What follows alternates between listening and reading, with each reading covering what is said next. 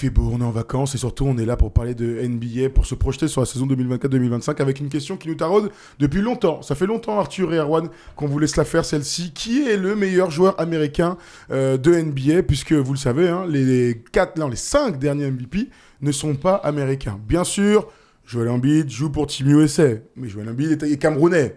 Voilà, comme Hakim, il a joué pour Team USA, mais dans l'esprit de tout le monde, dans le cœur même des gens, c'est pas un joueur américain. Donc Giannis, Nikola Jokic et Joel Embiid ont trusté les 6 derniers. Les 6 derniers, 2 fois Giannis, 2 fois Jokic, une fois Embiid. Jokic. Non, deux fois Jokic, une fois Joel et une fois Jokic. Ça fait 6 ans qu'on n'a pas vu un joueur américain gagner le trophée de MVP. C'est une bonne question que je pourrais vous poser dans quelques instants si vous pensez que cette saison, en 2025, on pourrait voir un joueur américain être MVP. On a sélectionné chacun un joueur. Il y a aussi beaucoup de mentions. Comme toujours, on compte sur vous pour nous dire dans les commentaires qui est le nom qui ressort. Pendant cet été, vous le savez, on a plein d'interviews. Erwan a pu faire Soubert, Carmelo, Dirk Nowitzki et Stéphane Marbury. Je suis très content de Stéphane Marbury parce que pour le coup, au-delà de la hype de Melo qui est incroyable, Stéphane Marbury, je l'entends beaucoup moins parler et il a quand même un parcours exceptionnel. Et si tu es très jeune et tu sais pas qui était Stéphane Marbury, bah ça tombe bien, sur YouTube, on t'a mis une petite interview où il parle de son rapport avec les Knicks, avec la Chine, etc. La totale, Erwan. Ouais, exactement. Il est entrepreneur, notre ami en ce moment. Il fait beaucoup de choses. Il vit entre New York et Beijing. Tout à fait. Quelle star, incroyable. Il a même une comédie musicale en Chine, okay. Tellement c'est une superstar. Je vous propose d'y aller tout de suite, les gars, parce que je suis stressé. Qui est le meilleur joueur américain de NBA? C'est juste après ça.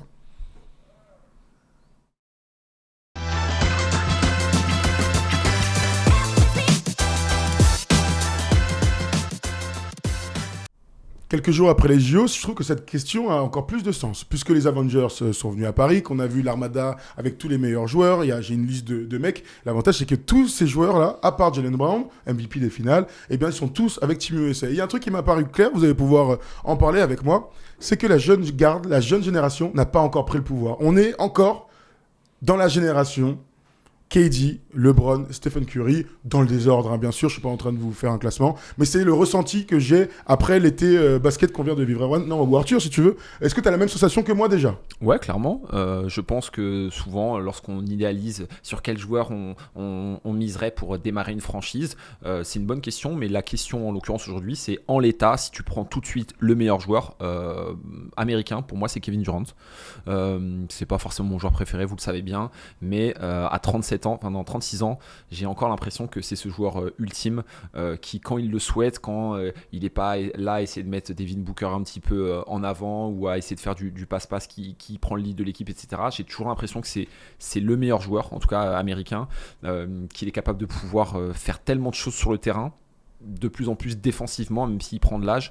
Moi, c'est clairement lui que je mets en 1. Alors, on va rester un petit peu là-dessus et sur la première question. Si je vous donne le palmarès de KD cette saison, il est All-NBA Second Team, il a été All-Star, bon, c'est normal, il est 5e meilleur scoreur et il s'est fait sortir au premier tour. Ce qui m'embête avec KD, c'est que, par exemple, il est 9e du MVP, que son équipe, même si c'est un gros projet et tout, ils sont loin de gagner et que ça fait plusieurs années qu'on l'a pas vu en finale NBA. Est-ce que c'est des choses qui comptent quand on pose cette question? Oui, ça compte. Ouais. Il faut que ça compte. Après, le problème de KD, KD, c'est son talent exceptionnel. C'est que là où je rejoins Arthur, c'est que KD, si un soir il veut mettre 40, vas-y, mets-lui n'importe qui sur le rable, il mettra 40. Après, oui, le problème, c'est que les projets collectifs ne prennent pas. Il reste quand même sur 2 échecs. Un clair avec les Nets, un pour l'instant avec les Suns, ce qui n'est pas fini. Mais oui, sur le projet collectif, c'est peut-être ça lui coûte certainement de redescendre autant dans la hiérarchie des MVP. Mais c'est vrai que sur le talent intrinsèque, on l'a encore vu à Paris, au JO, il est exceptionnel. C'est aujourd'hui l'attaquant le plus fin, le plus complet dans le monde au basket. Et je comprends qu'Arthur vienne nous dire KD malgré son âge, parce que 36 balais, tu vois. Et en plus, blessure énorme. Et en plus, tu as raison, la jeune garde derrière, il y a du monde. Mais il y a personne qui a pris le pouvoir. Il y a personne qui a pris le pouvoir réellement. Tout à fait. On continue avec les vieux. Je voudrais que tu répondes à cette question. Est-ce que toi aussi, tu as la sensation que, à l'image du tennis, je vais vous faire une analogie avec le tennis, on sort là de l'ère Federer, Nadal, Djoko qui est champion olympique, et personne, il y en a plein, des mecs, je pense à Carlos Alcaraz, etc. On pourrait le comparer, même si lui, il a gagné à des Booker, à des Edwards, on peut en discuter. Il y a plus de titres quand même en tennis. Mais on a la sensation qu'on est encore dans la fin de Djoko, Nadal, Federer, alors qu'il y en a un qui est à la retraite et l'autre qui est clairement pas loin d'avoir chez son dernier match de tennis, et que la jeune garde n'est pas arrivée encore à prendre le takeover sur le basket mondial. Donc ça marche aussi pour le tennis mondial et pour le basket. Et dites-moi si je me trompe, j'ai l'impression que c'est la première fois vraiment qu'on vit ça depuis qu'on suit la NBA. Parce qu'il y a eu Magic, Bird, Jordan. A pris le... Voilà. Shaq, Kobe. Ouais, tu vois. Ensuite, Et Duncan, Duncan. Iverson, Duncan. Okay. Il y a eu ça. Après T-Mac. Et puis après, on est arrivé comme Kobe a fait. Et puis après, LeBron, KD, Westbrook. Il y a eu, tu vois, des enchaînements. C'est la première fois où l'on se dit, et il y en a du monde. Moi, je vais en citer un tout à l'heure parce que je vais quand même aller sur la jeune génération. Mais c'est vrai que tu as raison que quand ces mecs-là, quand Jordan avait 38 ans, on savait qui allait prendre il y avait déjà dans l'attitude, dans des choses, on ne se posait pas ce genre de questions. Là, on peut citer Melo aussi, qui est arrivé. Là, c'est vrai qu'il y a une espèce de... Il y a des bons joueurs, des très bons joueurs, mais en fait, le vrai message, c'est visage de la Ligue. Ben oui, bien sûr. L'incarnation. Tout à fait. Moi, j'en vois Curry aussi, on a oublié Curry, de dire. bien sûr, évidemment. Bien sûr. Il y a toujours 2010, c'est LeBron, Curry, KD. Et quand on parle de relais, c'est pas des bons joueurs ou des stars. C'est des super méga stars qui arrivent et qui prennent le relais d'autres. Là, c'est vrai qu'on a l'impression qu'il y a peut-être, et d'ailleurs les 6 titres de MVP de suite sans que ça soit un Américain, c'est là aussi peut-être qu'il y a une crise, entre guillemets, parce qu'en NBA, il n'y a jamais de crise, parce qu'ils ont tellement internationalisé la Ligue que finalement, quand c'est un étranger, c'est la réussite aussi de la NBA, ils sont trop forts. Mais crois-moi que les Américains en interne, il y a eu des fois, ça lâche 2-3 petites bombes. Mais clairement. Dans certains podcasts de merde, ils vivent un peu quelque part une crise aussi générationnelle de talent et de charisme. Non, mais clairement, la NBA, eux, ce qu'ils veulent, c'est s'internationaliser, etc. Mais en gagnant les championnats du monde, en ayant les meilleurs joueurs qui sont américains et en gagnant les Jeux Olympiques. Donc c'est un petit peu contradictoire, mais c'est clairement ça. Et oui, comme tu dis, il y a un déficit en tout cas du niveau du meilleur joueur. Visage de la ligue, c'est encore Curry, LeBron, j'ai l'impression, tu vois. C'est pas, il y a Giannis et Jokic, mais et Lucas, mais je sais pas, j'ai l'impression que c'est encore un peu aux Américains en tout cas. Mais oui, clairement, les meilleurs joueurs depuis 5-6 ans. Et on va pas se mentir, sur les prochaines années, c'est clairement pas des Américains. En tout cas, c'est pas ce que ça laisse présager. Clairement. C'est pas ce que ça laisse présager. Donc oui, une petite crise entre guillemets du basket américain. Après, écoute, j'ai envie d'aller sur le débat où tu vas nous donner ton joueur. Avant qu'il aille, parce qu'Erwan va citer un joueur de la jeune génération, donc c'est intéressant. Quand même, je veux qu'on parle de Steph et de LeBron pour les coupler à KD pour un truc simple. C'est que c'est LeBron qui sonne la révolte l'année dernière après Mani. Il a dit, c'est moi qui vais monter une équipe. Parce que c'est lui encore le boss de la NBA. C'est ce que j'ai compris moi dans ce message. C'est ce qu'il a. Il arrive au JO, c'est lui qui est en train de boss. C'est lui, tout est autour de lui. Certes, KD est super fort et tu viens de le dire, Arthur, mais c'est encore LeBron le boss. On arrive dans une demi-finale qu'on qualifiera comme l'un des plus beaux matchs de l'histoire des Jeux Olympiques. C'est qui met 36 et qui met 3 points? C'est encore Stephen Curry, alors qu'on disait en up and down, c'est pas Booker, c'est pas Anthony Edwards. Je suis pas en train de dire qu'ils sont pas bons. Je suis en train de te dire que quand ils sont tous réunis, les mecs la hiérarchie naturelle qui s'installe, c'est encore les darons. Et ben voilà, ça c'est le grand constat que je peux faire. J'en étais sûr avant les JO. Et ben ça m'a conforté dans cette idée pendant les JO. Bon, et plutôt d'accord. Erwan, d'après toi, alors du coup, qui est le meilleur joueur américain à l'heure actuelle? Moi, j'ai envie d'aller quand même sur Anthony Edwards. J'ai envie d'aller sur Anthony Edwards par rapport à la saison qu'il vient de faire. Avec les Timberwolves, la finale de conférence, les gros coups qu'il a fait quand même de sortir le champion en titre Denver, et puis les stats, et puis l'attitude. L'attitude, ce côté un peu... Lui, on parle souvent d'incarnation, de face de la NBA. Ça fait que 4 saisons qu'il est là, mais j'ai l'impression que en tout cas, c'est... Il y a quelque chose, il a les actions spectaculaires, il a les résultats, parce qu'emmener Minnesota cette année en finale de conf, c'est une énorme perf au bout de seulement 4 saisons NBA. Il a complètement pris le lead de cette équipe. Karl Anthony Towns est clairement le deuxième. Il a aussi en lui, on le compare souvent à Jordan pour des mimiques, mais pas que, dans le regard. Les déclarations, donc, tout. Voilà, les déclarations, il a tout. Donc voilà, pour moi, c'est Anthony Edwards. On se souvient ce qu'il avait fait aussi avec Mani, avec Team USA. J'ai aimé son rôle quelque part avec Team USA à Paris, même si tu as raison. Il disait, mais attends, moi je dois être titulaire, nanani, nanana. Tu veux être le go-to guy, l'option numéro 1. Gros, va t'asseoir, il y a les papas devant. Donc, mais pour moi, je vais mettre aussi les résultats qu'il a eu l'année dernière. Il perd contre Dallas, où c'est Doncic le boss de l'équipe, donc c'est pas un Américain. Mais chez les Américains, ouais, je vois bien Anthony Edwards et je le vois clairement être en course pour le titre de MVP l'année prochaine. Avant que tu répondes, je vais préciser un truc, parce que il peut se passer des trucs, vous savez, dans la vie, il se passe toujours des trucs. Au moment où on enregistre, ce soir, il y a France-États-Unis. Je le dis, parce que si Anthony Edwards, Devin Booker, ou je sais pas qui met 40 points, cette vidéo n'a aucun sens. Donc je préfère le dire. Je voulais pas le dire, mais je vous le dis quand même. Voilà. Ils sont pas fous les gens. Je fais 3 chemises d'affilée avec la même chemise. Je sais, mais tu vois ce que je veux te ils dire? sont pas... Attends, nos gars sont pas... 98% des gens sont pas fous.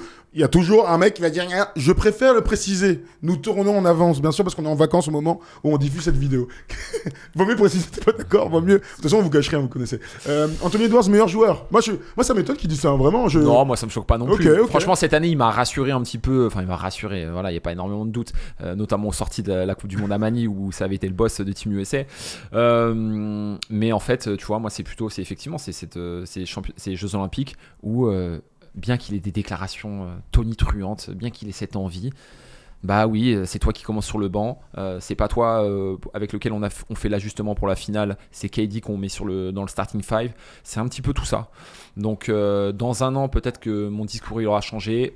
En 2025, on pourrait refaire le débat. De toute manière, il va se passer des trucs. Ouais, il va se passer des trucs. Mais là, pour moi, je garde Kevin Durant, mais c'est pas choquant. Anthony Edwards, c'est un bête de joueur. Clairement. Alors, du coup, dans la jeune génération, là, ce qui est bien, c'est qu'ils sont tous, à part Jaylen Brown, je le disais tout à l'heure, ils sont tous dans, dans la sélection. Comment c'est possible que le MVP des finales, qui est quand même le sacre le plus incroyable de la NBA, on aime beaucoup la saison régulière, mais saison MVP de finale NBA, c'est que tu es champion et que tu as été le meilleur joueur des finales. Comment Jaylen Brown, il ne vous vient pas à l'esprit? C'est une vraie question que je vous pose, hein. Erwan. Je pense que ça va être l'histoire de sa carrière. Et les fans de Jaylen Brown, et il en a, ils vont nous le reprocher dans les commentaires dès cette vidéo, de dire qu'il est sous-coté, qu'on ne le considère pas à sa juste valeur. Et ça, je peux l'entendre. Mais pour moi, c'est pas le meilleur joueur de Boston, même s'il est MVP des finales, même s'il est MVP de la finale de conf. Et les gens vont me dire, mais t'es con quoi, il est MVP. Oui. Moi, vous savez que j'aurais mis Jason Tatum, c'est des débats qu'on peut avoir, il n'y a pas de problème. Moi, je suis pas le plus grand fan de Jason Tatum de base. Pas plus que celui de Jaylen Brown. Je reconnais un talent et une alchimie d'équipe et un leadership pour amener une équipe au titre. Grand bravo les gars. Mais ouais, Jaylen Brown, il fait partie... Tu sais, Scottie Pippen, quand il n'y a pas de Jordan, il est dans la course au MVP, il fait des choses et tout, mais ça reste toujours... Scottie Pippen, ça reste un lieutenant. Donc il n'a jamais été MVP des finales, mais je le vois un petit peu comme ça, Jaylen Brown. Ça peut paraître très sévère, même si Scottie Pippen est un Hall of Famer, Dream Teamer 92 fantastique. Après, voilà, c'est vrai que moi, il me vient pas à l'idée. Oh, moi aussi, il me vient pas à l'idée. Hein. Et puis même là, on parle d'Anthony Edwards. Clairement, c'est un cran en dessous. Je suis complètement d'accord avec toi en disant que c'est pas le meilleur joueur de son équipe, bien qu'il ait été MVP des finales de conf et MVP des finales. Voilà. Après, sur sa sélection aux États-Unis, je pense que c'est un compromis parce que tu as besoin d'un équilibre dans l'équipe et qui n'est pas assez fort pour être l'alpha de cette équipe. Il y a pas que ça. Il y a un peu de politique. Hein. Il est très engagé. Ça, par contre, c'est bien. C'est un mec qui a des idées, qui les met en avant, qui lutte beaucoup pour les injustice sociale, qui a beaucoup pointé du doigt Nike, qui fait des trucs des fois curieux avec les joueurs NBA et dans le monde, et il paye un peu ça aussi. C'est important de le dire. Ce que je veux dire, c'est que à la sortie de Kawhi Leonard, tu aurais préféré prendre Brown que... moi j'aurais pris Brown. T'aurais pris Brown à la place de Derrick White pour l'équilibre. Dans la logique sportive, tu veux dire. Qu'on vienne pas me faire croire. Et c'est Team USA, hein. On n'est pas là en équipe de France ou dans les autres équipes à dire attends peut-être pour l'équilibre de l'équipe. T'es Team USA, t'envoies Jaylen Brown, ça va aller l'équilibre. Je suis d'accord avec toi, mais regarde les débats qu'on a eu avec Jason Tatum, le fait qu'il joue pas. Ça après c'est notre problème. Tu ajoutes un Jaylen Brown. Là on digresse parce qu'on a le premier coach de Team USA qui sait pas gérer les stars, donc ça c'est un autre délire. Mais bon bref voilà, non moi je l'aurais pris, il mérite d'être complètement. Il mérite. Mais c'est vrai que pour revenir au débat. Moi aujourd'hui, et dites-nous dans les commentaires, si on me dit quel est le meilleur joueur américain aujourd'hui au monde, bah, tu peux dire l'ancienne école, Curry, LeBron, Durant. Tu peux dire les nouveaux, et sur les nouveaux, bah, il ne vient pas. C'est pas le premier nom qui me vient à l'esprit. Ouais. Mais et ça enlèverait en fait qu'il soit un bête de joueur. L'année dernière, au vote du MVP, je vous le donne parce que on essaie d'avoir des choses pour essayer de départager les mecs. Nikola Jokic, donc MVP, vous savez, SGA, Luka, Giannis, le premier américain, c'est Jalen Brunson. Ensuite, il y a Jason Tatum. Ensuite, il y a Anthony Edwards. Ensuite, il y a Sabonis et Kevin Durant. Le premier mec qui vient, c'est Jalen Brunson. Alors, bien sûr, Tony Parker, elle est très très haut. Il a été 4e. Joe Noah a été 4e aussi. Du MVP, personne ne va les mettre 4e meilleur joueur ou le 4e plus gros talent de la NBA. C'est un vote, mais il n'empêche que là, c'est que des leaders d'équipe. Et pourtant, c'est Brunson qui sort en premier. Hein. Et parce que, oui, d'accord. Non, mais c'est une stat que je donne. Moi, tu sais, quand je disais Anthony Edwards et tout, pour moi, Anthony Edwards, je sais pas ce que vous en pensez. Je sais pas si c'est une take de ouf. Pour moi, Anthony Edwards, à l'heure actuelle, il est pas encore plus fort que Devin Booker. Il n'est pas encore plus fort. Ils n'ont pas le même âge, ils ont 4 ans d'écart, ils ont à peu près les mêmes standards de carrière, des finales de conf, une finale NBA pour l'un et pas encore pour l'autre, bon, il est encore jeune, etc. C'est la même gamme de joueurs. Tu vois, quand tu me dis qui est le meilleur deuxième arrière de toute la NBA, tu me dis Booker, j'ai pas de souci. Tu me dis Anthony Edwards, j'ai pas de souci non plus. Ils sont vraiment sur la même ligne. Alors, j'ai du mal à les départager. Tu me mets dans la merde parce que tu sais que j'aime beaucoup les deux. Bien sûr. J'aime beaucoup les deux. Pour moi, Anthony Edwards c'est au-dessus. Plus athlétique, plus vite. Et puis il a un supplément d'âme réel.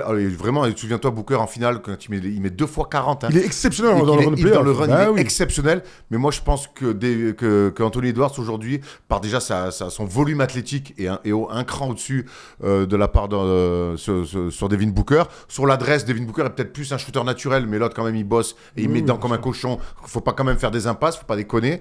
Donc, et puis je trouve que défensivement, c'est quand même un meilleur défenseur, même si on a vu Booker avec Timothée 6 mètres.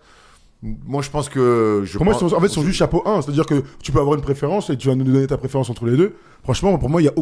c'est juste des go-to guys d'équipe, quoi. Basta. Et pour l'instant, il n'y a pas un mec qui est MVP, il n'y a pas un mec qui est MVP des finales. Donc, ils sont sur la même... Ils sont 5 ans d'écart ou 4 ans d'écart. Donc, ils sont... C'est pas rien, hein. C'est même très important. Mais une carrière, ça va vite. Hein. T'as une blessure qu'on ne voit plus jamais. Bah ouais, mais...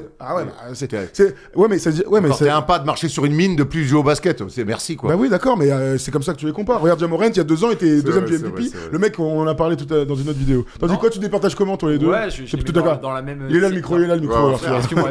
Il était sur le canapé là-bas.